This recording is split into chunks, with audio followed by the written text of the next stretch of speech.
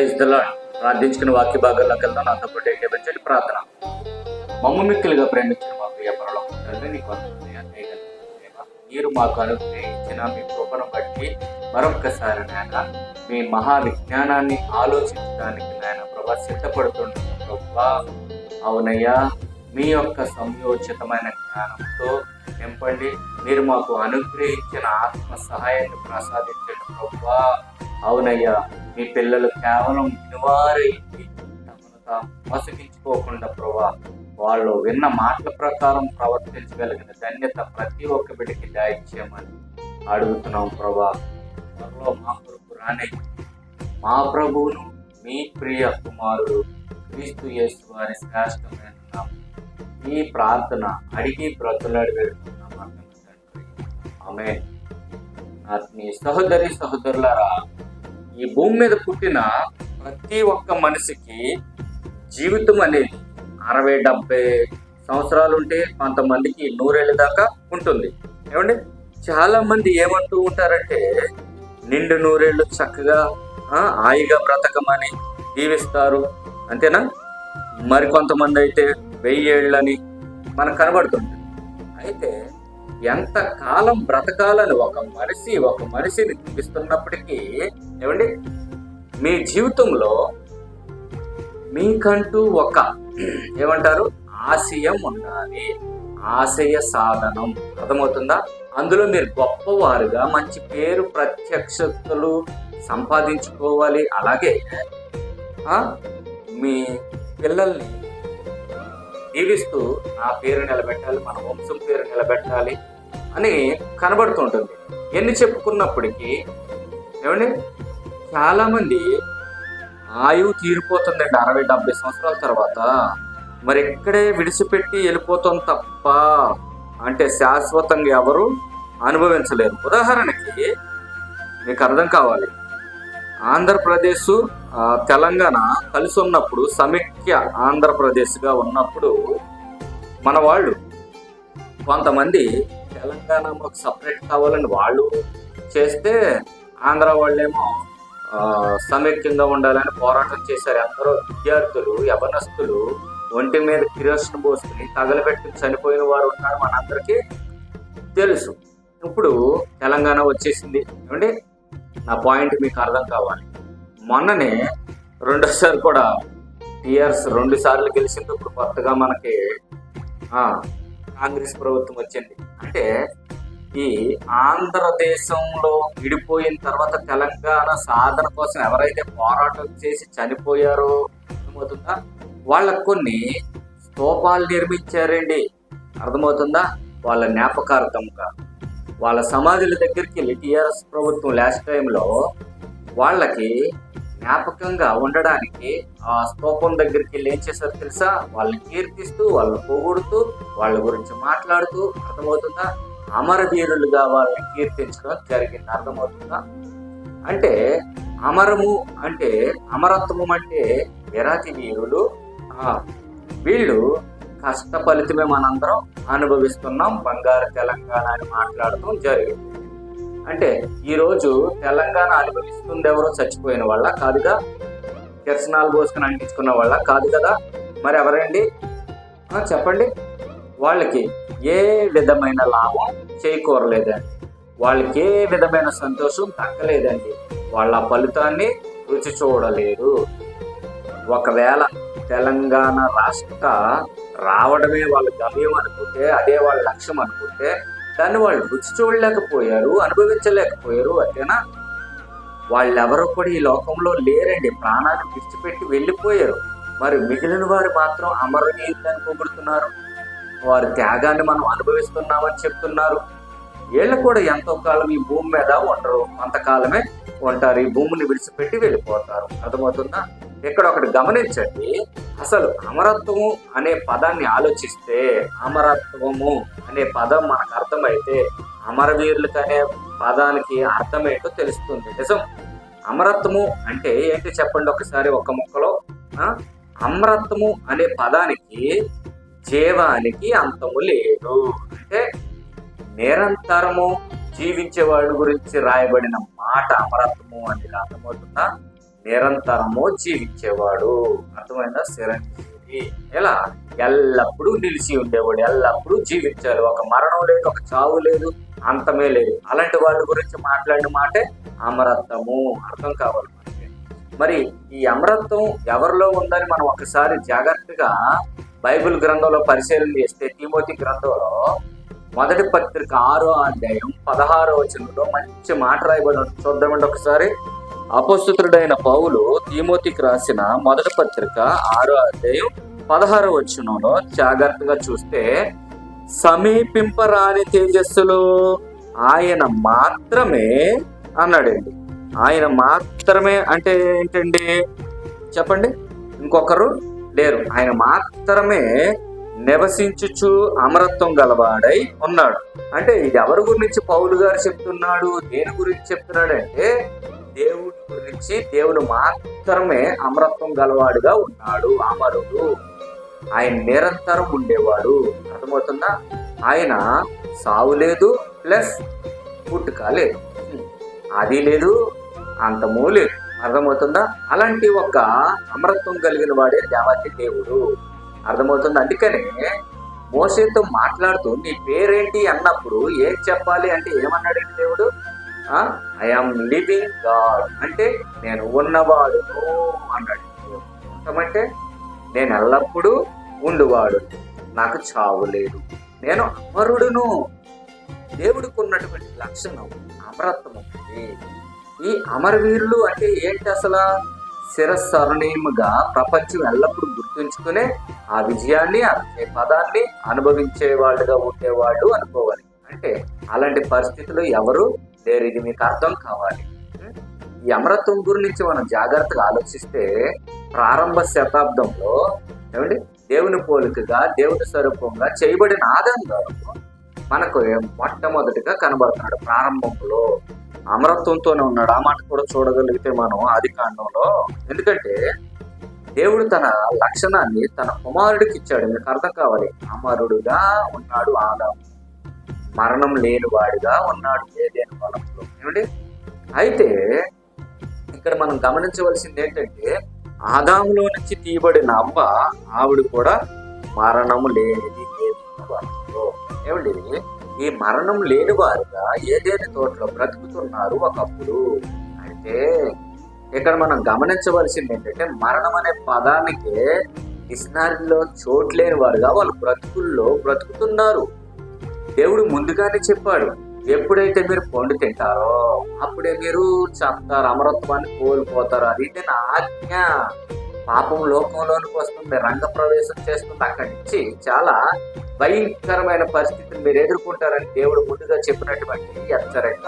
అలాంటి అద్భుతమైన అమరత్వాన్ని, లక్షణాన్ని వాళ్ళకి ఇస్తే వాళ్ళు గుర్తించక వాళ్ళు చేతులారా దేవుడిచ్చిన అవకాశాన్ని పాడు చేసుకున్నారండి.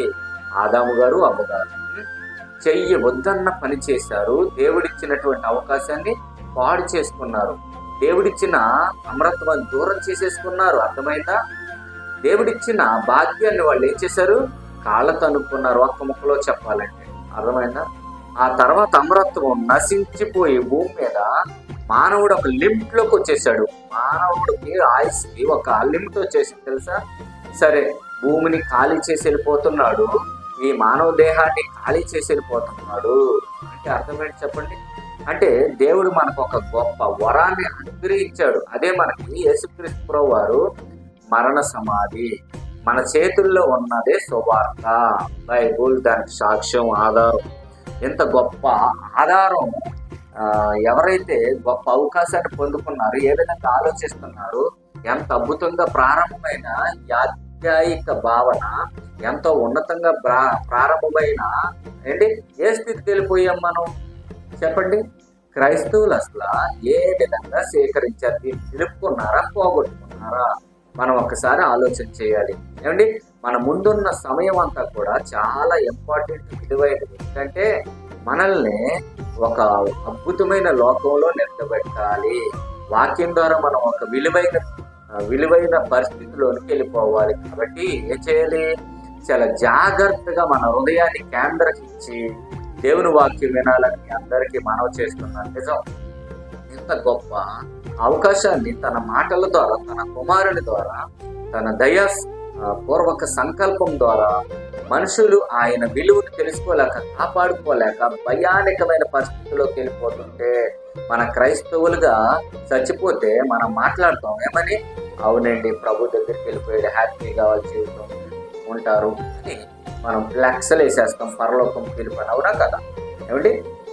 అయితే దేవుడు రాయించిన మాటలు మనకు అర్థం కాకపోయినా, లోతైన పరిశీలన మనం చేయకపోయినా ఏమనుకుంటున్నామంటే, మనం వెళ్ళిపోయాం, ఎవరు పడితే వాళ్ళు వెళ్ళిపోయారు, పరలోక పిలుపని పేరెట్టేసుకుని చచ్చిపోయినామంటే దేవుడి దగ్గరికి వెళ్ళిపోయారు అనే ఒక భ్రమలోనికి మనం వెళ్ళిపోతున్నాం తప్ప లోతైన పరిశీలన మన జీవితంలో లేదు. అతడు పరిశీలన చేశాడా? దేవుడితో చక్కని సంబంధం కలిగి ఉన్నాడు, జీవించాడా? అతని జీవితం ఎలా గడిచింది అనే పరిశీలన చేద్దామని ఎవరిలో లేకపోవడం చాలా విచారకరం, బాధ. ఈ క్రైస్తవుల్లో ఆత్మీయంగా ఉన్నారా? ఆత్మీయంగా ఎదుగుతున్నారా? అంటే చెప్పండి, నీతిగా ఎదుగుతున్నారా? ఏ పరిస్థితుల్లో ఉన్నారు? ఎవ్వరూ ఆలోచించట్లేదండి. ఈరోజు క్రైస్తవుల జీవితం బాగోలేదండి, ఆత్మీయంగా ఎదగట్లేదండి. వాళ్ళందరూ కూడా ఆత్మీయంగా వెళ్ళాలన్న ఒక ఆలోచనే వాళ్ళలో లేదు, నిజం. కానీ అందరూ ఆయన ఉద్దేశ ప్రకారం ఉండాలి, ఆయన ఆలోచనలు తెలుసుకోవాలనే ప్రముఖమైన నా ఉద్దేశం ఇదేనండి. మన పరిస్థితి ఏంటి? మనం మరణించిన తర్వాత మన పరిస్థితిని ఎవరు ఆలోచించట్లేదు. మనం ఏం చేస్తే మనం మారతాం అనే ఒక ఆలోచన ప్రతి క్రైస్తవుడికి రావాలి. ఒక విషయం మీకు జ్ఞాపకం చేయాలనుకుంటున్నాను. ఈ భూమి మీద ఏమండి, ప్రతి ఒక్క దేశానికి ఒక రక్షణ వలయం అనేది ఉందండి. ప్రతి దేశానికి, మన భారతదేశానికి కూడా ఒక రక్షణ వలయం ఉంది. అదే మిలిటరీ, మీ అందరికి తెలిసిందే ఏమండి. అయితే ఈ మిలిటరీలో ఉన్నప్పుడు వాళ్ళు ఏం చేస్తారు? మనం ఇలా సుఖంగా సంతోషంగా ఈ లోకంలో 3 పూటలు తింటూ తిరుగుతున్నామంటే వాళ్ళు అక్కడ నిద్ర లేని రాత్రులు గడుపుతున్నారు. మీకు తెలుసా? ఇది మనం చాలా ఒప్పుకోవలసిన విషయం అండి, నిజం. ఈ మధ్యనే మనకి సైన్యామది కూడా యుద్ధం జరిగింది, కాశ్మీర్ దగ్గర యుద్ధం జరిగింది, మన వాళ్ళు కొంతమందిని దాడి చేసి చంపేయడం కూడా జరిగింది.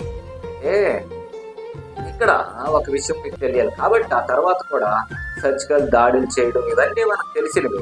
అయితే ఈరోజు మనం సుఖంగా ఇక్కడ బ్రతుకుతున్నాము అంటే దేశం కోసం ఒక సైనికుడు తన ప్రాణాన్ని త్యాగం చేస్తున్నాడు. మరి ఆ దేశం కోసం ప్రాణాన్ని త్యాగం చేసిన సైనికుల గురించి మన వాళ్ళు ఏమని మాట్లాడుతున్నారో తెలుసా? మొన్ననే చనిపోయిన వాళ్ళ గురించి వీళ్ళే నిజమైన అమరవీరులు అంటున్నారు. అమరవీరు మనిషి వాళ్ళ గురించి మాట్లాడుతున్నారు. అర్థమవుతుందా? ఇక్కడ మనం జాగ్రత్తగా బైబిల్ ప్రకారంగా పరిశీలన చేయాలి. ఎందుకోసం? దేశం కోసం మీరేమిచ్చారు, దేశం కోసం మీరేమిచ్చారు అన్నది ఇంపార్టెంట్. ఎందుకంటే దేశం మీకేమిచ్చింది కాదంట, మీకు అర్థం కావాలి ఈ పాయింట్. దేశం మీకేమిచ్చిందని ఎప్పుడు ఆలోచించదు, దేశం కోసం మీరేమిచ్చారనే ఒక వినాదం చెయ్యాలని మొన్న ఒకరు మాట్లాడటం జరిగింది. మరి అన్ని దేశ వాళ్ళు అనవలసిన మాట ఏంటో తెలుసండి. దేవుడు నీకేమిచ్చాడు అనేది కాదు, దేవుడు నువ్వేం చేసావు, దేవుడికి నువ్వేం ఇచ్చావు. ఈ శ్లోకం ఎక్కడన్నా వినపడుతుందా మనకి? చెప్పండి దయచేసి. ఎక్కడైనా సరే బడి ఎక్కడ వినపడదండి, నిజం. దేశానికి నువ్వేం చేసావు అనే ఆలోచించేవారు కనపడతారు, కానీ దేవునికి నువ్వేం ఇచ్చావు, దేవునికి నువ్వేం చేసావు అనేది ఎక్కడా కనపడదు. ఎందుకు కనపడదు అంటే అసలు దేవుడు ఉన్నాడన్న ఆలోచన, దేవుడి కోసం బ్రతకాలన్న ఆలోచన సమాజం కలగోలేదు. అవునా? అయితే మరి క్రైస్తవులుగా మనకుంది కదా, దేవుని గ్రంథాన్ని రాయించాడు కాబట్టి ఆ గ్రంథాన్ని పట్టుకున్న వారుగా మనందరికీ 166 పుస్తకాలు మన చేతితో పట్టుకున్నాం. దేవుడనే ఒక ఉన్న మహాలోకానికి మన అందరం కూడా వెళ్ళాలి. మనం అమరత్వాన్ని కోల్పోయాం. అమరత్వం దేవుడికి తిరిగి ఇవ్వాలనుకున్నాడు. దేవుడు యుగయుగాల జీవితాన్ని మనకి ఇవ్వాలని ఆశపడుతున్నాడు అనే భావన క్రైస్తవుల్లో మనకు ఉండాలి కదా, ఏమిటి? కానీ చాలా మందికి అది లేదండి, నిజం. ఏంటి పరిస్థితి చెప్పాలి మీరు. కాబట్టి అమరత్వం అంటే ఏంటి? అమరులు అని ఎవరు పాడాలి తెలుసా? యుగ యుగాలు జీవించే వ్యక్తికి యుగ యుగాలు ఎవరైతే అనుభవించాలని అంటారో వాళ్ళ గురించి ఆ మాటలు వాడితే అర్థం ఉంది, ఏమండి? మరి మన పూర్వీకులను ఒకసారి మనం గమనించగలిగితే ఏంటంటే పరిస్థితి అంటే ప్రతి ఒక్క సందర్భం బైబిల్ ప్రకారంగా ఆలోచించేవారుగా మనందరం కూడా మారిపోవాలి. దైవ గ్రంథం ఏం చెప్తుందో, ఎవరితో చక్కటి సంబంధం కలిగి తమ జీవితాన్ని ముగిస్తున్నారు, అర్థమవుతుంది. అలా ప్రయత్నం ఎవరైతే చేస్తున్నారో అలాంటి వారి కొరకే మరి దేవాది దేవుడి మాటలు రాయించాడండి. అయితే ఎవరు స్వీకరిస్తున్నారు ఈ మాటలు? దీనికి మనం బైబిల్లో కొన్ని విషయాలు చూడగలిగితే వాస్తవాలు అసలు ఎప్పుడు కూడా పుట్టించేవిగా ఉండవు. ఆదాము అవ్వలు ఇద్దరు చేయొద్దన్న పని చేసిన తర్వాత ఈ భూమి మీద పాపం అనేది రంగప్రవేశం చేసింది, నిజం, మీ అందరికీ తెలిసిందే. సేమ్ టైం మరణం కూడా అందరికీ సంప్రాప్తమైంది, అది కూడా మీ అందరికీ తెలిసిందే. మరి అక్కడి నుంచి మరణం అందరికీ ప్రారంభించింది, అర్థమవుతుందా? మరి అందరూ కూడా మరణవాసం అయిపోతుంటే అలాంటి భయంకరమైన పరిస్థితుల్లోకి వెళ్ళిపోతే అక్కడే ప్రారంభమయ్యింది ఆదాము అవ్వ పతనం. అర్థం అవ్వాలి. వాళ్ళ పతనం అవే అవసరత వచ్చాక వాళ్ళ పుట్టిన ఇద్దరు కుమారులు బైబిల్ గ్రంథంలో మనం చరిత్రను చూడగలిగితే ఆదికాండం 4వ వచనం నుంచి జాగ్రత్తగా పరిశీలన చేద్దామండి. నాతో పాటు ఏకీపించండి. ఇక్కడ ఏం రాయబడింది? 4వ వచనంలో హేబేలు కూడా అంటున్నాడు. ఎవరు హేబేలు అంటే ఆదాం గారికి పుట్టినటువంటి రెండో కుమారుడు అని అర్థమండి. ద్వితీయ కుమారుడు అంటారు కదా ఇంగ్లీష్ లో అండి. అయితే కయ్యను మాత్రం మొదటి కుమారుడు. ఈ భూమి మీద అతను వ్యవసాయకుడిగా మనకు కనబడుతున్నాడు. ఏబేలు అన్న అతనేమో గొర్రెలు కాపరుగా మనకు కనబడుతున్నాడు. వీళ్ళిద్దరు అన్నదమ్ములండి. అయితే అప్పట్లో ఈ భూమి మీదకి వచ్చినటువంటి అనేకులు ఉన్నప్పుడు కదా ఆ తరంలో, అంతకుముందు ఎవరు లేరు, వీళ్ళే స్టార్టింగ్ అండి. వీళ్ళే స్వతంత్రమైన నేర్చుకోవాలి, సొంతంగా నేర్చుకోవాలి, వ్యవసాయం నేర్చుకోవాలి, ఏది కనిపెట్టాలన్నా వీళ్ళే. అంతకుముందు కనిపెట్టిన వాళ్ళు కూడా ఎవరు లేరు, ఏది స్టార్ట్ చేయాలన్నా కూడా ఎవరు లేరు అంతకుముందు, వీళ్ళే చేయాలి. ఒక ఆయనేమో భూమిని సేదపరుస్తున్నాడు, ఒక ఆయనేమో గొర్రెలు కాపరులుగా ఉన్నాడు. వీళ్ళిద్దరికి జరిగినటువంటి చరిత్ర, వీళ్ళిద్దరమయ్య అని ఏదైతే ఉందో దీన్ని మనం చక్కగా పరిశీలన చేయగలిగితే ఏమండి 4వ వచనాన్ని చూద్దామండి. ఇక్కడ హేబేలు కూడా తన మందలో తొలుసూలును పుట్టిన వాటిలో కొవ్విన వాటిని కొన్ని తెచ్చెను. అంటే మొదట ఏం గుర్తించారు అన్నదమ్ములిద్దరూ? కయ్యోను దేవుడు ఉన్నాడని గుర్తించాడు, హేబేలు కూడా సేమ్ టైం దేవుడు ఉన్నాడని గుర్తించారు. అంటే దేవుడు లేడనే మూర్ఖత్వాలు ఇద్దరులో ఎవరు కూడా లేరు, దేవుడు ఉన్నాడని ఇద్దరు గుర్తించారు. వాళ్ళ తల్లిదండ్రుల ద్వారా వీళ్ళకి తెలిసిన నిజమేంటంటే వాళ్ళ అమరత్వం కోల్పోయారు, ఏదో ఒక రోజు వాళ్ళు చనిపోతారన్న విషయం వాళ్ళకి తెలుసు. ఎలా తెలుసు అంటే ఏమంటే వాళ్ళ అమ్మ నాన్న ద్వారా తెలుసు. చాలా వేదన అనుభవించారు, బాధను అనుభవించారు. మరణమే లేదనుకుంటే ఆ ఏదేను వనంలో చక్కగా బ్రతుకుతున్న ఆ దినాల్లో వాళ్ళు పొందుకున్న శాపం వాళ్ళకి ఎంత బాధను మిగిల్చిందో మీకు తెలుసు. ఏమండి వాళ్ళు ఏదేని తోటలో నుంచి పంపివేయబడలేదండి. ఏం చేశారు? వెళ్ళగొట్టబడ్డారు, నెట్టివేయబడ్డారు, ప్రేమగా సాగనంపబడ్డారు, తోసివేయబడ్డారు, బయటికి నెట్టేసినట్టుగా దేవుడు మనకు కనబడుతుంది. వెళ్ళగొట్టబడ్డారు అంతేనా ఏమండి? మరి ఎన్నడూ రానంత దూరంగా కాపలా పెట్టబడింది కదండి.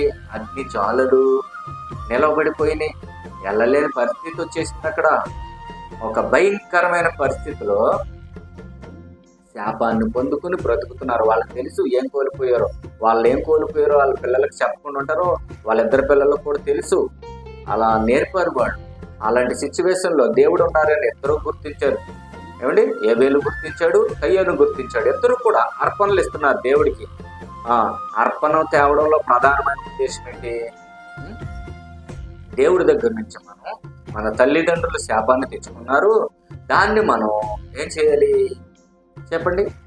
అమ్మా నాన్న ఆ ఏదైతే వైభవం ఉందో ఆ వైభవాన్ని కోల్పోయారు, ఆ వైభవాన్ని తిరిగి మనం ఇవ్వాలి, ఆ వైభవాన్ని తిరిగి సంపాదించుకోవాలి అనే భావన కనీసం ఒకరిలైన ఉండాలి, కానీ ఇద్దరులో ఉన్నట్టు కనబడుతుంది. ఇద్దరు వచ్చేసారు దేవుడి దగ్గరికి, ఇద్దరు అర్పణలు తెచ్చేశారు. మీరు జాగ్రత్తగా ఆలోచించగలిగితే దేవుడి మాటలు చాలా లోతుగా ఆలోచిస్తేనే కానీ అర్థం కాబట్టి లోతైన జ్ఞాన సంగతులు మనకి దైవ గ్రంథంలో రాయబడింది. మరి ఇంకా కిందకి చదువుతాం చూడండి.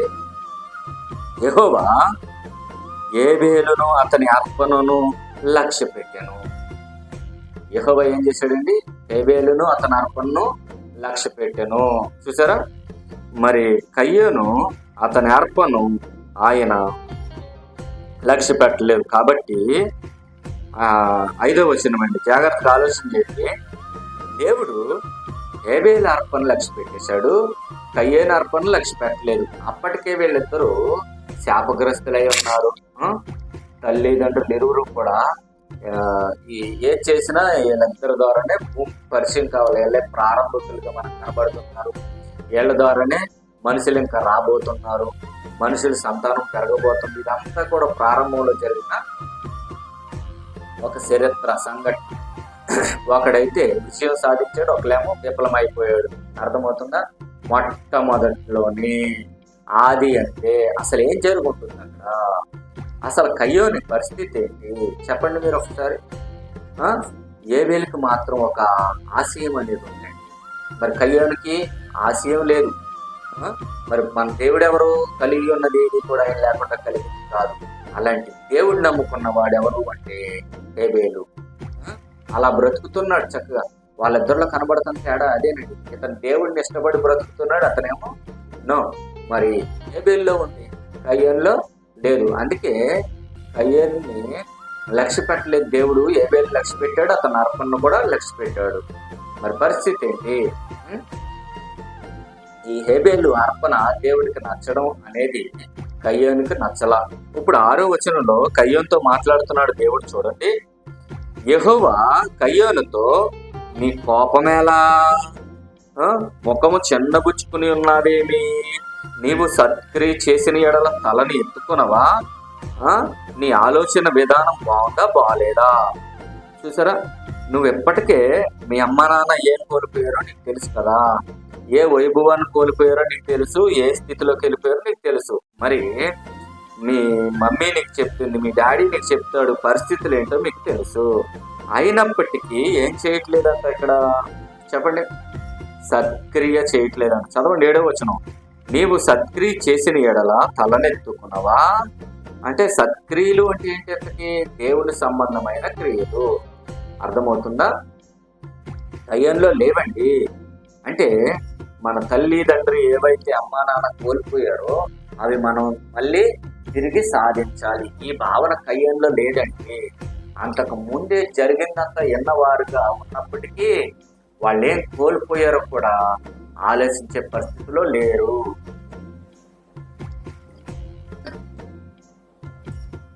కయ్యోను ఎలా ఉన్నాడు? ఇప్పుడు ఇక్కడ లోక సంబంధిగా ఉన్నాడు. ఈ రోజు ఉన్న లోక సంబంధి, ఈ రోజున్న క్రైస్తవ సమాజం ఏ విధంగా అయితే దేవుడు ఉన్నాడని గుర్తించి లోక సంబంధంగా ఎలాగైతే ఉండి బ్రతుకుతున్నారో చూడండి, అలాగే కయ్యోను ఉన్నాడు.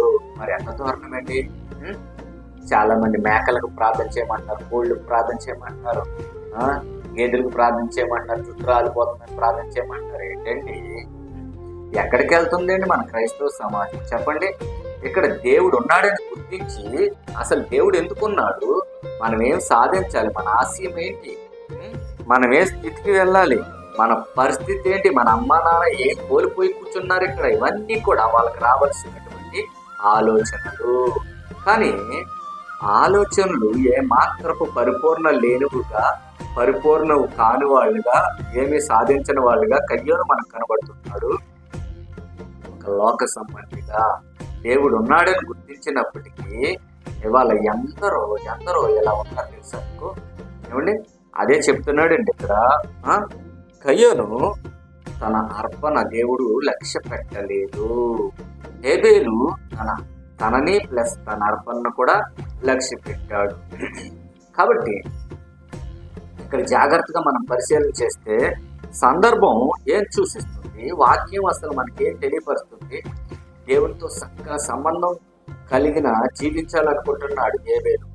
ఏ సంబంధం అయితే కోల్పోయారో ఆ తల్లిదండ్రులు దేవునితో నిలుపుకోవాలనుకుంటున్నాడండి హేబేలు.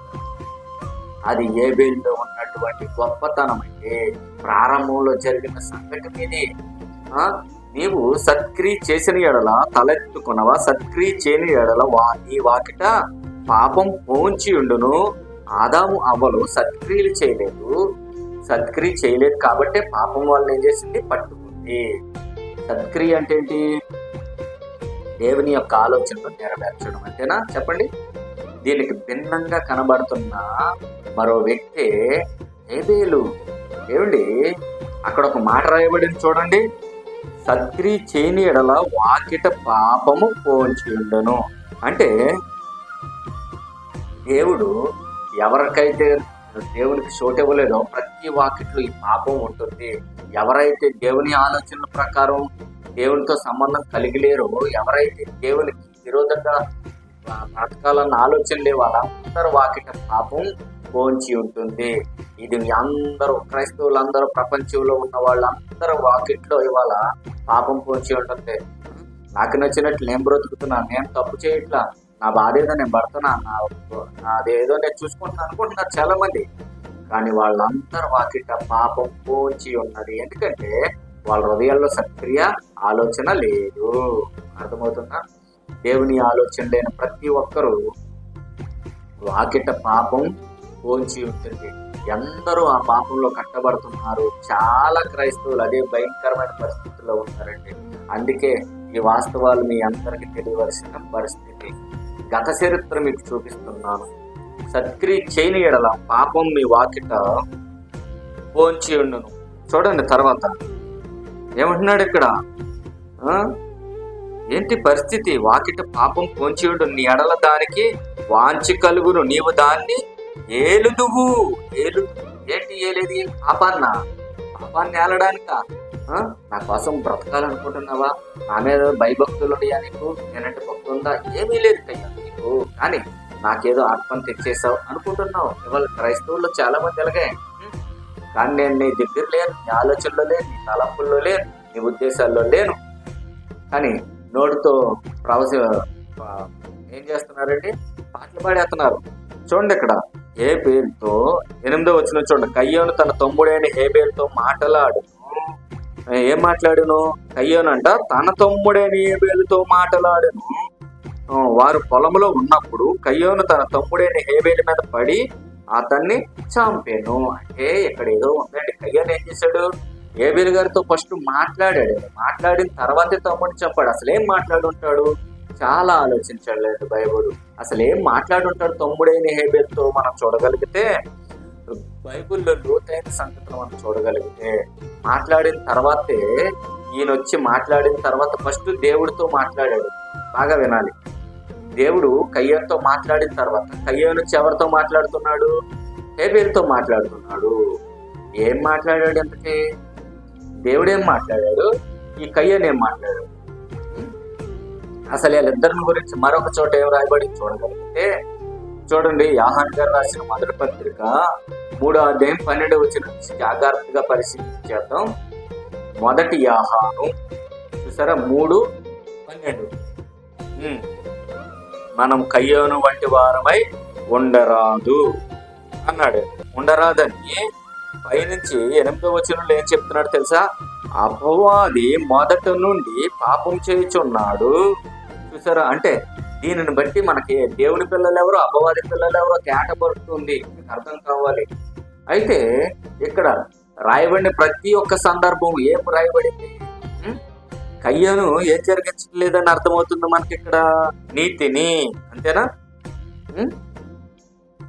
ఎందుకంటే అపవాది క్రియలు చేస్తున్నాడు ఇక్కడ కయ్యోను. మొదటి నుంచి చూడండి 8వ వచనం. అపవాది మొదటి నుండి పాపం చేయుచున్నాడు కనుక, పాపం చేయువాడు మొదటి నుండి అంటే ఇప్పుడప్పుడు కాదండి, భూమి పుట్టిన కాడి నుంచి, అంటే కయ్యోను పుట్టిన కాడి నుంచి అపవాది సంబంధి ఏమంటున్నాడు చూడండి. పాపము చేయుచున్నాడు కనుక పాపం చేయువాడు అపవాది సంబంధి.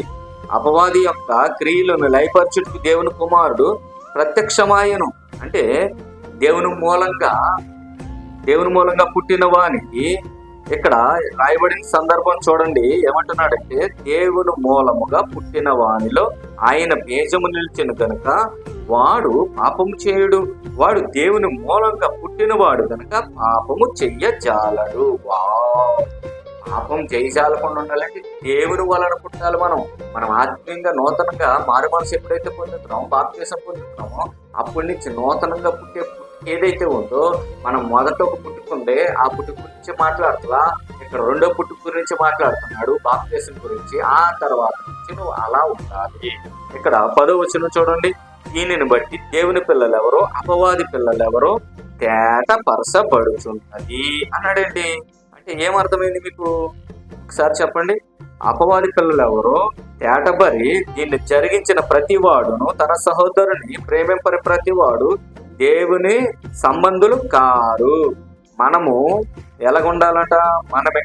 మనం అక్కడ చూడండి, మనం ఎక్కడ ఒకడు ప్రేమింపమనేదని మొదటి నుండి నేను వినిన ప్రవర్తన చూడండి, ఇక్కడ ఎలాగుండే వినిన వర్తమానమే కదా. మనం ఎంతో వినేసాం కదండి. దుష్టుని సంబంధిగా ఉన్నాడంటే కయ్యోను ప్రారంభంలోనే ఇద్దరు అన్నదమ్ముల మధ్యన ఒక దేవుడా దుష్టుడా అనే ఒక ఆలోచన రేకెత్తుతుంది. అంటే ప్రారంభంలోనే ఇద్దరు అన్నదమ్ముల మధ్యన ఏం జరిగింది? దేవుడా దెయ్యమా, దేవుని పక్షమా దెయ్యం పక్షమా అనే ఒక యుద్ధం అయితే జరిగినట్టు కనబడుతుంది. మరి ఈరోజు క్రైస్తవుల్లో క్రీస్తుని ధరించుకున్న వారుగా శత్రువులు కొడుతుంటే దెబ్బలు ప్రాణమే వండి యేసులాగా అంటారు, కానీ అసలు లేదండి. ప్రారంభంలోనే చంపుతుంటే తిరగబడాలన్న ఆలోచన లేకుండా ఇద్దరు అన్నదమ్ముల మధ్య జరుగుతున్న దేవుడా దెయ్యమా అనే ఒక భయంకరమైన యుద్ధం. ఈ ఒక పక్క పవిత్రత, ఒక పక్క అపవిత్రత, ఒక పక్క యథార్థత, ఒక పక్క పాపము. ఏమండి ఇలా ఏం చేస్తుంది తెలుసా? వాస్తవం ఇదంతా కూడా ఇవన్నీ ప్రారంభంలో జరిగినటువంటి సంఘటనలండి. బైబుల్ మనకి సాక్ష్యం ఇస్తుంది. ఎవరిచ్చేది? సాక్షాత్తు పరిశుద్ధాత్ముడు. అప్పుడే ఒక మహానుభావుడు పుట్టాడు. అతడే ఆసియాను సాధించుకోవాలనుకున్న అతడే ఏబేలు. ఎంతో మందికి నేటికి విశ్వాసుల జాబితాలో తొలి స్థానంలో నిలబడింది గొప్పవాడండి. ఎంత ఉన్నతమైన వాడు. అతనికి ఎవరు చెప్పేవారు లేరప్పటికీ. తనకు తానుగా స్వతంత్రంగా ఆలోచించుకోవాలి. ఇప్పుడంటే మనకు బైబుల్ చెప్తుంది, వాడు చూడండి ఇక్కడ ఏమంటున్నాడు, వాడు దుష్టుడి సంబంధి అయి, అంతేనా? మరియు కయ్యోను అంటివారమై ఉండరాదు, వాడు దుష్టుడి సంబంధి అయి తన దేవుడితో ఉంటూ దెయ్యం పనులు జరిగిస్తున్నటువంటి దేవుడు ఉన్నాడని గుర్తిస్తాం మనం కూడా. కానీ దెయ్యం పనులు దుష్క్రియలు చేసేవారుగా మనవాళ్ళు కూడా క్రైస్తవులు చెప్పుకుంటూ వాళ్ళు ఉన్నారు. ఇక్కడ కయ్యోను కూడా ఆ రోజుల్లో కపట స్వభావం కలిగాల ఉన్నాడు. గొర్రె చర్మం కప్పుకున్న తోడేలు తత్వం ప్రారంభంలో చూపించాడండి కయ్యోను. చాలా జాగ్రత్తగా ఆలోచిస్తే తప్ప ఈ విషయాలు మనకి అర్థం కావు. ప్రారంభంలోనే ఒక ప్రతినిధిగా కనబడుతున్నాడు. ఈ రోజు కూడా గొర్రె చర్మం కప్పుకున్న తోడేళ్ళు మనకు కనబడతారు, అబద్ధాలు ఆడేవాడు ఎందరో. వీళ్ళందరికీ మూలం ఎవరంటే మూల పురుషుడు కయ్యోనండి. ఎవరా మూల పురుషుడు? ధారాళంగా ఉన్నాడనమాట. ఆ మూల పురుషుడు కయ్యోను ఎవరిని అనుసరిస్తున్నాడు అంటే అపవాదిని. అపవాది ఎవరు? ఎందుకే ఏమిటి అపవాది ఎవరండి? గర్జించే సింహం వలె ప్రపంచమంతా తిరుగుచున్నాడు. మరి దేవుని బ్రతుకులో దేవుని కోసం బ్రతకాలన్న ఆలోచన కయ్యోనికి లేదు. మీ అమ్మ నాన్న ఎవరు మాట విన్నారు? ఇవన్నీ మీకు తెలిస్తే మీరెందుకు మరలా వాళ్ళని అనుసరించే మార్గాన్ని అనుసరిస్తున్నావు అని దేవుడు ఇక్కడ అడుగుతున్నాడు. మళ్ళీ ఎందుకు వాళ్ళ మాట వినాలనుకుంటున్నావు? కయ్యోను నువ్వు సత్క్రియలు చేసే విధంగా ఉన్నావా అంటున్నాడు దేవుడు. చూడండి ఏమంటున్నాడు అంటే వాడు దుష్టిని సంబంధి అయి అన్నాడు. ఎవరంట? ప్రారంభంలోనండి, ఇప్పుడు కాదు. అక్కడ ఒక క్వశ్చన్ మార్క్ ఇచ్చాడు చూడండి. అక్కడ ఏమంటున్నాడు? వాడు దుష్టుని సంబంధి అయి తన సహోదరుని చంపెను, వాడు అతన్ని ఎందుకు చంపెను? ఇది అసలైన క్వశ్చన్ మార్క్ అండి. వాడు అతన్ని ఎందుకు చంపెను? క్వశ్చన్ ఇచ్చాడా? క్వశ్చన్ మార్క్ ఇచ్చాడా? ఎక్కడ ఆదికాండం? ఎక్కడ మొదటి ఆహారం? చెప్పండి మీరే. ఏంటండి అక్కడ ఎక్కడో కయ్యోను ఏబేలుతో ఏమండి కయ్యోను ఏబేలుతో మాట్లాడినంట. చూడండి అక్కడే వాడు అతన్ని చూడండి అక్కడ ఆన్సర్ ఇస్తున్నాడు దేవుడు. ఏమని? వాడు దుష్టిని సంబంధే తన సహోదరుని చంపెను, వాడు అతన్ని ఎందుకు చంపెను? తన క్రియలు చెడ్డవి. అర్థమైంది తెలుసా? వీడి క్రియలు చేయమని హేబేలును బలవంతం చేశాడు. ఇక్కడ మాటలు ఆడినట్టు అర్థం ఏంటి తెలుసా? నాలాగే నువ్వు కూడా ఉండాలి తమ్ముడు, నేనున్నట్టే నువ్వు కూడా ఉండాలి తమ్ముడు. మనం ఉండాల్సింది ఇతని పక్షాన, అతని పక్షాన కాదు. మనం ఉండవలసింది దుష్టుడి పక్షాన. మరి ఎవరి పక్షాన ఉంటున్నావు ఏబేలు తమ్ముడు?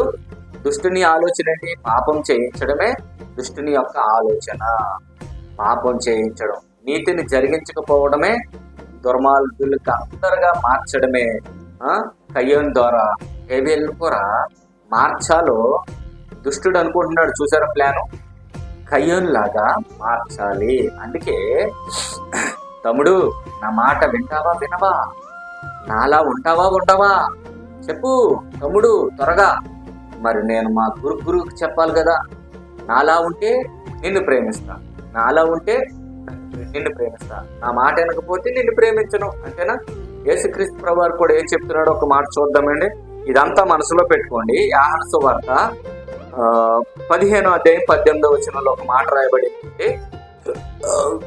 యోహాను సువార్త 15వ అధ్యాయం 18. లోకం మిమ్మును దేశించిన ఎడల. లోకం అంటే ఎవరండి? మనుషులు. మనుషులు అంటే మనలాంటి వాళ్ళు. వాళ్ళు ఎక్కడి నుంచి పుట్టుకొచ్చారు? దేవుడి దగ్గర నుంచే. వాస్తవానికి వెనక్కి వెళ్ళిపోతే మనం ఎవరి పిల్లలం? అందరం దేవుని పిల్లలమే. వాళ్ళు దేవుని కుమారులే ఒకప్పుడు. కానీ ఇప్పుడు ఏం చేస్తున్నారంట? కయ్యోను, ఆదాము, అమ్మమ్మ, ఆదాములు కుమారులే కదండి. చెప్పండి. హేబేలు దేవుళ్ళ నుంచి వచ్చాడు, కయ్యోను దేవుళ్ళ నుంచి వచ్చాడు. కానీ పరిస్థితి ఎలా మారిపోయింది? ఆయనకి ఈయనకి ఎంత తేడా ఉంది?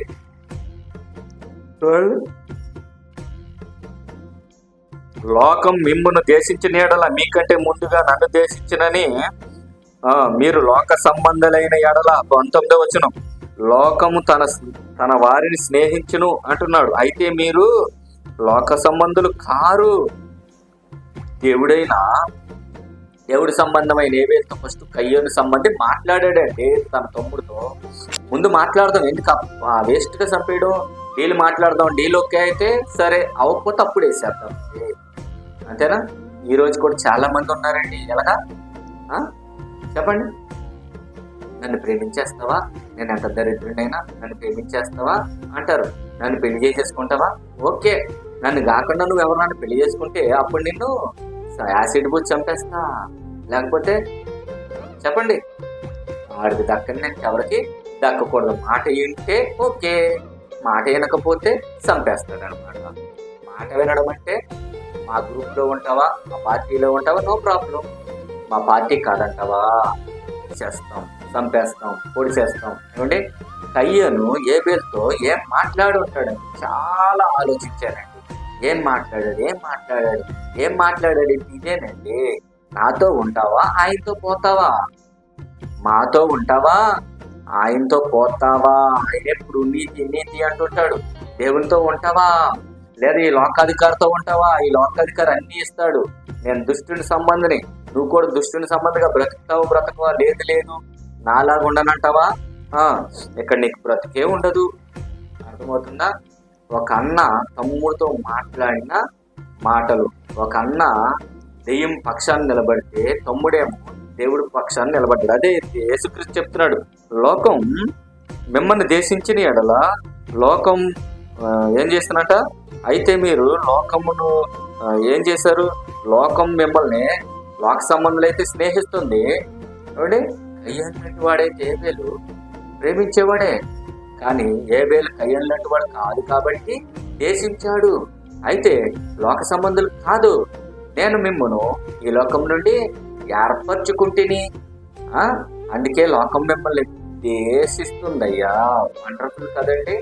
ప్రారంభంలో జరిగిందేనండి. ఈనాడున్న క్రైస్తవులందరికీ కూడా ప్రతినిధిగా కయ్యోను కనబడుతుంటే, ఎవరైతే నీతిమంతులుగా బ్రతకాలనుకుంటున్నారో వాళ్ళు ప్రతినిధులుగా ఏబేలు కనబడుతున్నారు. ప్రారంభంలో వాళ్ళకి చెప్పేవాళ్ళు లేరు, చేసి చూపించేవాళ్ళు ఎవరు కూడా లేరండి. ఆ టైంలోనే డిగ్రీలు పుచ్చేసుకున్నారు దేవుడి దగ్గర. మీకు అర్థం కావాలి. ఆ డిగ్రీలు పుచ్చేసుకుని, ఇదిగో నువ్వు మాట వింటావా వినవా? అర్థమవుతుందా? మాతో వస్తావా రావా? మీరు చెప్పినట్లు చేస్తావా చేయవా అంటున్నారు. ఏంటి నీ తమ్ముడు ఏబేలు సత్క్రియలు అంటాడేంటి? మన ఎన్ని స్క్రియలు కదా. మాట్లాడి నీ తమ్ముడితో త్వరగా. వినట్లేదు బాస్, అయితే ఎస్ఐ మాట్లాడాను బాస్, చాలా చెప్పి చూశాను బాస్, అంతా ఎడమర్చి చెప్పాను, తను ఉండనట్టున్నాడు. మరి ఎవరితో ఉంటాడంట? ఆయనతోనే ఉంటాడంట, దేవుడితోనే ఉంటాడంట, సక్రియలు చేస్తాడంట, మనతో ఉండడంట, లోకాన్ని ఇస్తానన్నా ఉండడంట. మనతో ఉంటే ఉంచు, మనతో ఉండకపోతే సంపే. ప్రారంభంలో అంటే ఒక దుష్టుడి సంబంధి డీల్ కుదుర్చుకోవడానికి ట్రై చేశాడండి. డీల్ ఓకే అవలా, అర్థమవుతుందా? మాట్లాడాడు, పనులు జరగలా. మా పక్షానికి వచ్చాయి, మా బ్యాచ్ లోకి వచ్చాయి అన్నాడు, పనులు జరగలా. కానీ ఒక లోక సంబంధి, ఈయన దేవుని సంబంధి. ఎంత గొప్ప దేవుని సంబంధం తెలుసా మీకు? ఏమండి, ఎంత ఒక అద్భుతాన్ని మీకు చూపిస్తున్నాడు దేవుడు. ఆదికాండం 4వ అధ్యాయం చూడండి. ఆదికాండం 4వ అధ్యాయం 8వ వచనంలో ఏం రాయబడింది? మరలా చూద్దాం. కయ్యోను తన తమ్ముడైన ఏబేలుతో మాట్లాడినప్పుడు, వారు పొలంలో ఉన్నప్పుడు, పొలంలోకి తీసుకెళ్ళాడు, మాట్లాడాడు, అయిపోయింది, వినలేదు. బైబుల్ ఒప్పుకోలేదు, ఏబేలు ఒప్పుకోలేదు. అర్థమవుతుందా? వినలేదండి. మీ బ్యాచ్లోకి నేను రానయ్యా, నీతో నేను కలవనయ్యా, నువ్వు నడిచే నడవడక నాది నచ్చలా, నీ నడవడక వేరు, నా నడవడక వేరు, నీ ఆలోచన వేరు, నా ఆలోచన వేరు.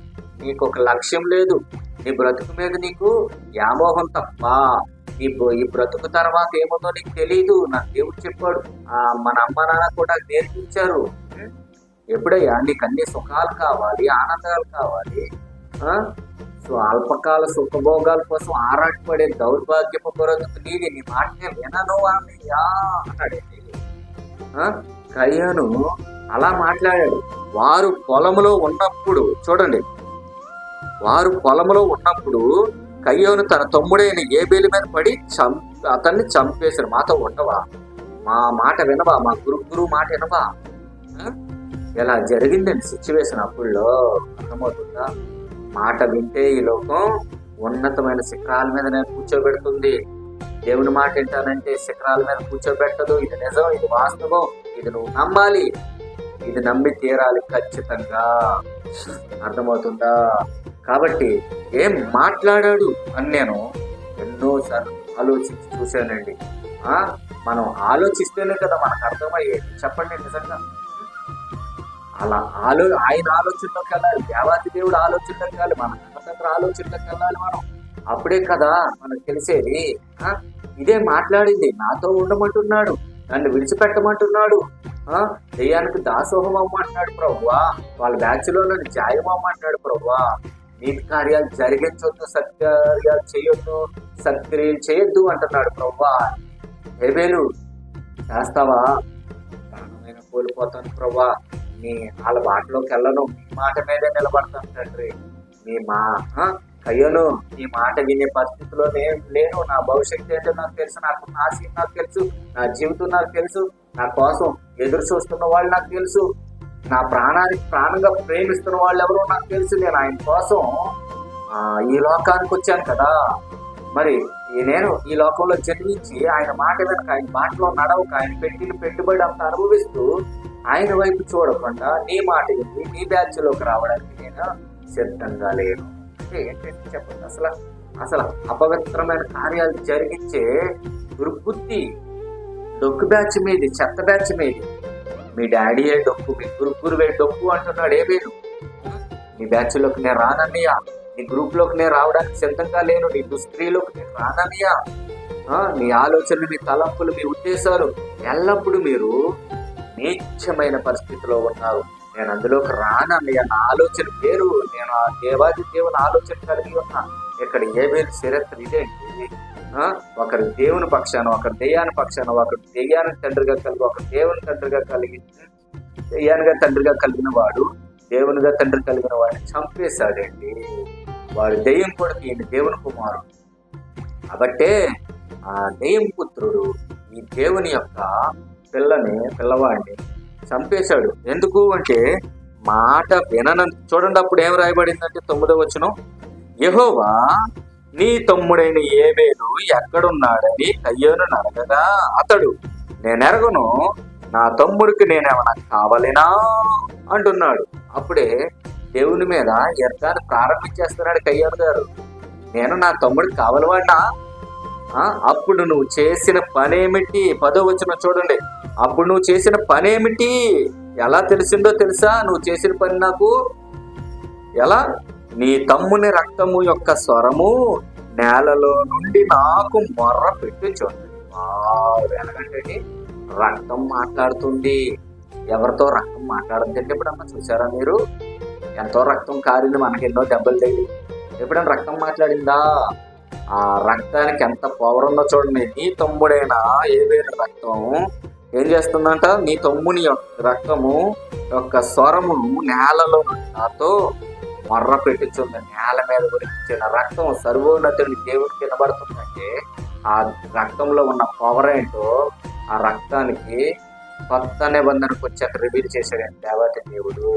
రక్తం మాట్లాడడం ఏంటి అసలు? అంటే మనం అనుకుంటాం, కొత్త నిబంధనకు వచ్చాక ఎంతో చక్కగా దాని గురించి వివరిస్తున్నాడు. చూడండి, ఏప్రిల్కి రాసిన పత్రిక 11వ అధ్యాయం 14వ వచనం. ఏప్రిల్కి రాసిన పత్రిక 11వ అధ్యాయం 4వ వచనం జాగ్రత్తగా చూద్దాం. ఏం రాయబడింది అక్కడ చూడండి.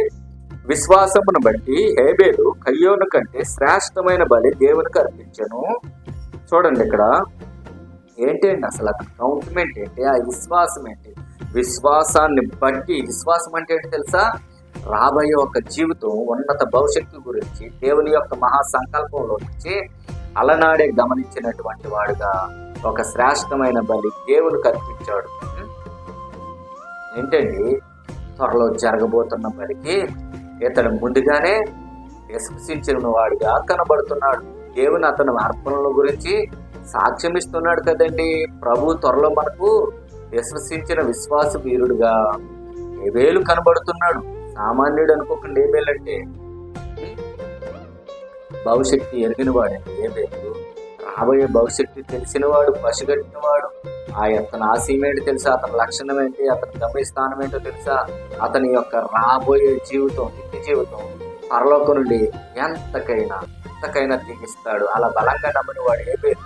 రాబోయే జీవితం కోసం దృష్టి పెట్టిన వాడు, అంత బలంగా నమ్మిన వాడు ఎంతకైనా సిద్ధపడతాడండి. అలా సిద్ధపడిన వాడే హేబేలు. అందుకే శ్రేష్టమైన బలము సమర్పించేశాడండి. రాబోయేది ఏంటో అతనికి తెలుసు.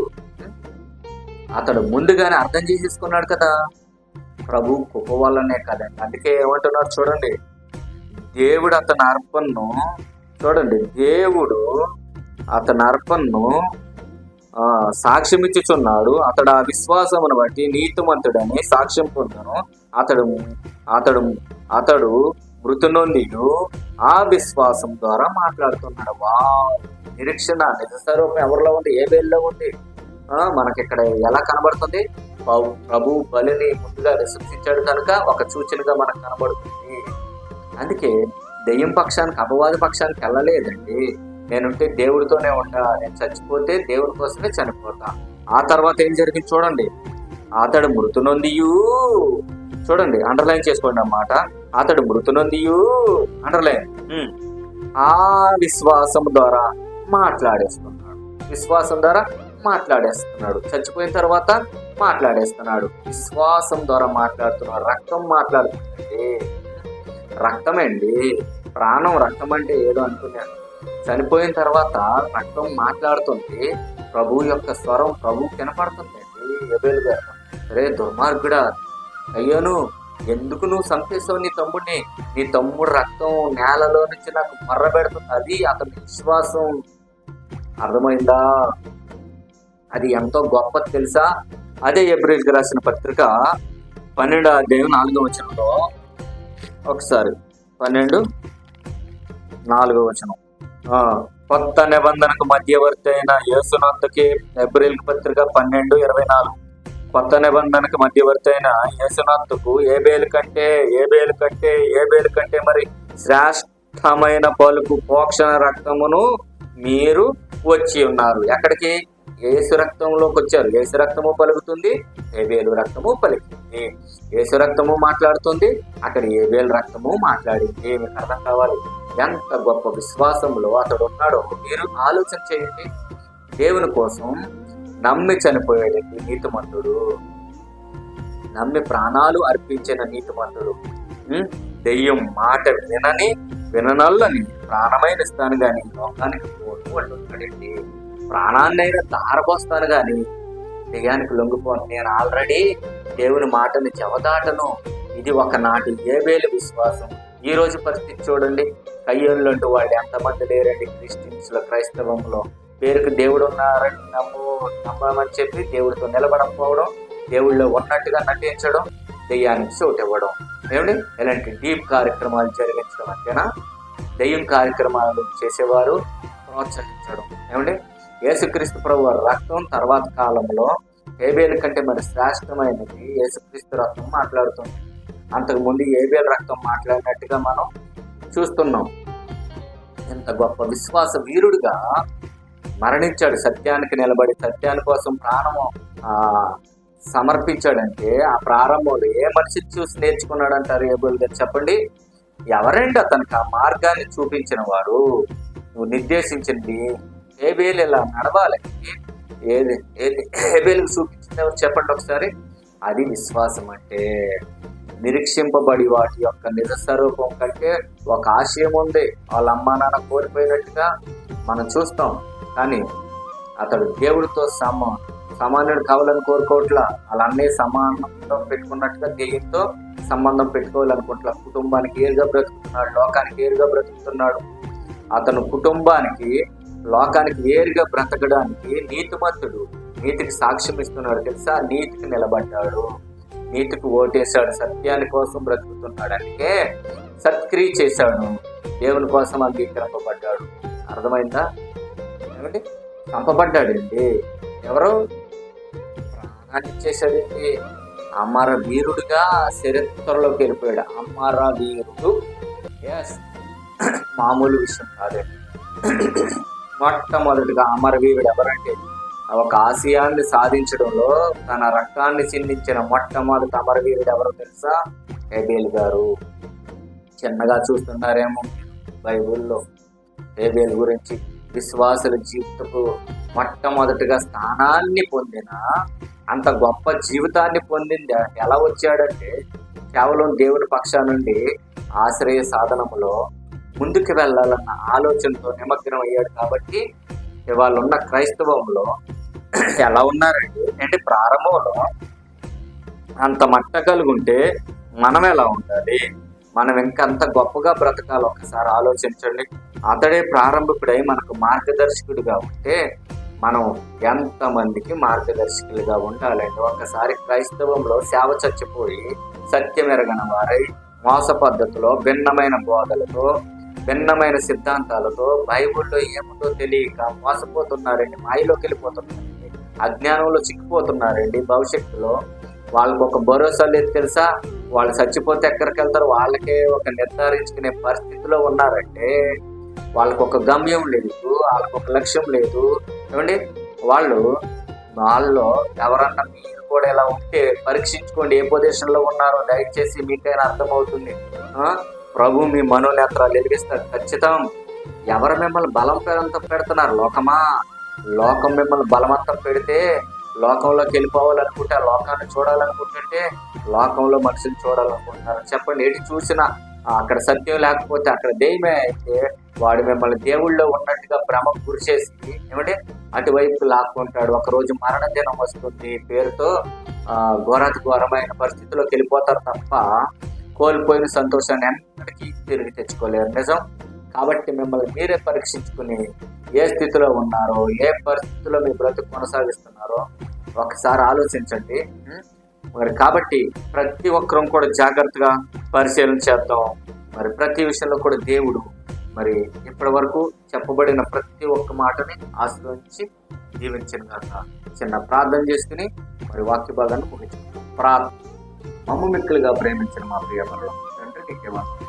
ఇప్పటి వరకు చెప్పబడిన ప్రతి ఒక్క మాట విని విడిచిపెట్టేవారు మాత్రం మరి ఏబేలు గారు ఏ విధంగా మరి తండ్రి సిద్ధానుసారంగా ఆ ఉన్నత లోకాన్ని పొందాలని వాళ్ళ తల్లిదండ్రులు ఎక్కడి నుంచి కోల్పోయి వచ్చారో అమరత్వాన్ని సాధించుకోవాలని ఆ బిడ్డ ప్రయాసపడ్డాడే. మరి కయ్యాన్ గారు అయితే మీ తండ్రి అపవాది అంటే మరి మీరు 48 19 నుండి 4 రాయించారయ్యా. మరి అక్కడ రాయబడిన ప్రకారంగా మరి అపవాది సంబంధులుగా మారిపోతున్నారు ఎంతో మంది క్రైస్తవులు. దేవుళ్ళో ఉన్నాం, దేవుళ్ళో చెప్పుకుంటున్నారు కానీ ఎంతమంది లేరయ్యా. అలా మేము ఎవరూ కూడా ఉండకుండా దయచేసి చెప్పబడిన వాక్యాన్ని పుస్తకం అలాగే నాయన 60 చూడండి వాళ్ళ హృదయం అనే పలుకునే బాధ్యత దయచేసి నాయన. మరి ఇంకా నాయన దినదినము క్షేమాభివృద్ధి పొందుతూ నాయన మరి ఆ నిత్య జీవంలో ప్రతి ఒక్కరు అడుగు పెట్టడానికి నాయన ప్రభా అవునైనా అమరులుగా జీవించడానికి నాయన జీవించడానికి మా అందరికీ దయచేయమని మేము కూడా తెలుసుకుని నాయన. ఒకవేళ పడిపోయిన వాళ్ళు వాళ్ళకు తెలుసుకుని మరి ఇప్పుడు నుంచైనా ప్రభా వాళ్ళ తప్పులను విడిచిపెట్టిన ఆయన మరి నిత్య జీవ మార్గంలో మరి కొనసాగడానికి చూపమని ఇంకా నాయన ప్రతి అవసరంలో సహాయం దయచేయమని అడుగుతూ చెప్పబడిన వాక్యాన్ని కూడా జ్ఞాపకం చేస్తున్న ప్రభావ అన్ని విషయాల్లో నాయన మహిమ ఘనత ప్రభావాన్ని మీకే ఆరోపిస్తూ యేసుక్రీస్తు వారు కొన్ని నామములో ఈ కొద్ది ప్రార్థన మనం అడిగి బ్రతకండి. ఆమెన్. మీరందరూ కూడా మీ అనుదిన ప్రార్థనలో మా గురించి అలాగే ప్రార్థించమని అడుగుతున్నానండి. కాబట్టి ప్రతి ఒక్కరు కూడా జ్ఞాపకం చేసుకున్నారంటే